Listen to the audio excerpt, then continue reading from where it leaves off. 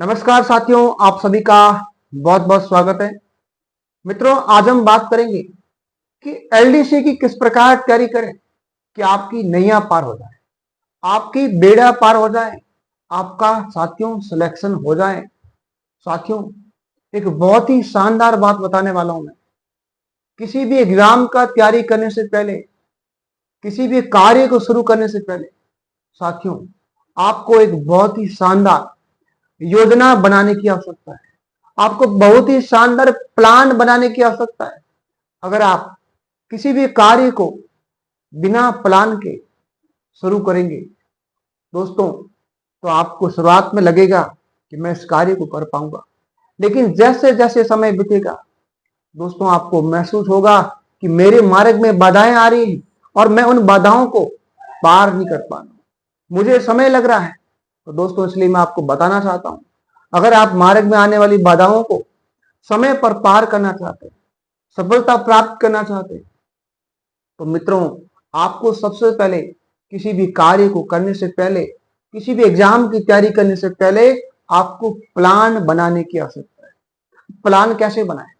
मित्रों, प्लान बनाने के लिए आपको कुछ ज्यादा सोचने की आवश्यकता नहीं है, किसी और से राय लेने की आवश्यकता नहीं है। दोस्तों, सबसे पहले आपको क्या करना है? आपके कार्य को देखना है।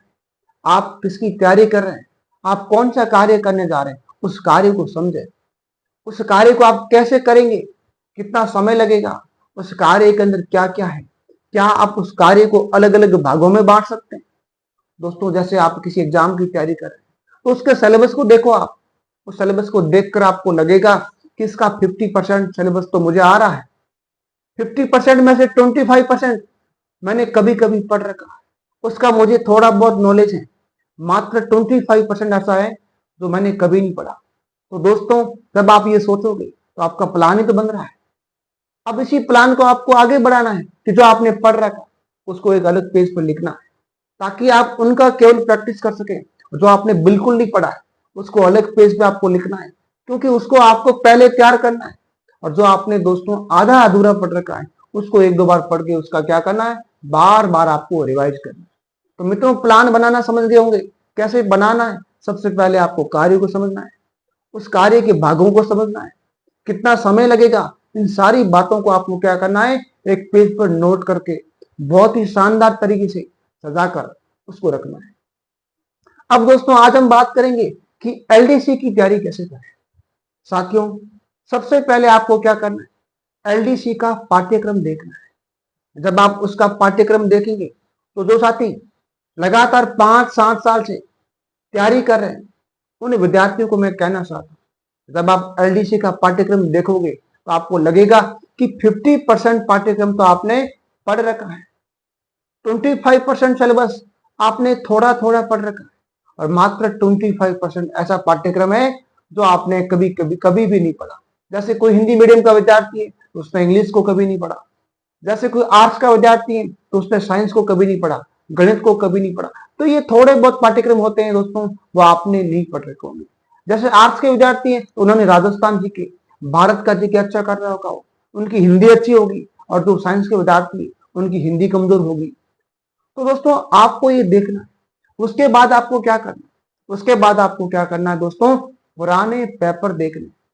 आपको देखना है कि आपको एग्जाम कौन ले रहा है। उस एग्जाम की साइट पर जाकर, उस बोर्ड की साइट पर जाकर आपको क्या करना है, पुराने पेपर डाउनलोड करने हैं। हो सके तो आप उसका प्रिंट भी निकाल सकते हैं। और दोस्तों, मार्केट में आजकल बहुत सारे पुराने पेपरों की ऐसी बुकें आ रखी हैं, उसमें उसका हल भी दे रखा है। तो आप मार्केट से कोई भी पुराने पेपर की बुक भी ला सकते हैं, और उनको एक बार आपको क्या करना है, देखना है। जब आप देखोगे तो आपको लगेगा कि मैं इस कार्य को कर सकता हूं, क्योंकि दोस्तों आपने काफी समय से तैयारी कर रहे हैं, तो आपको लगेगा कि मैं इसको कर सकता हूं। और फिर आपको क्या करना है, आपका प्लान ही तो बन रहा है, धीरे धीरे आपका प्लान रेडी हो जाएगा। और दोस्तों, उस प्लान को क्या करना है, धीरे धीरे दोस्तों आगे बढ़ाना है। और जब आप आगे बढ़ोगे तो आपके अंदर आत्मविश्वास की वृद्धि होगी, आपको लगेगा कि मैं कर सकता हूं।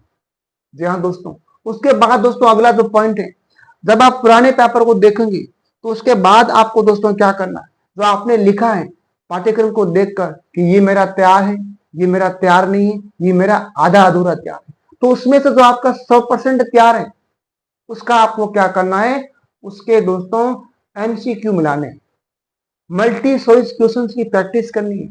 और जो आपने आधा अधूरा तैयार कर रखा है उसका दोस्तों आपको क्या करना है, 2 से 3 बार आपको रिवीजन करना है। और जो आपने बिल्कुल नहीं पढ़ रखा है उसका कम से कम दोस्तों आपको 5 बार आपको रिवीजन करना है। और ये कार्य मुझे लगता है दोस्तों आपका महीने भर में पूरा हो जाएगा अगर आप लगन से तैयारी करेंगे।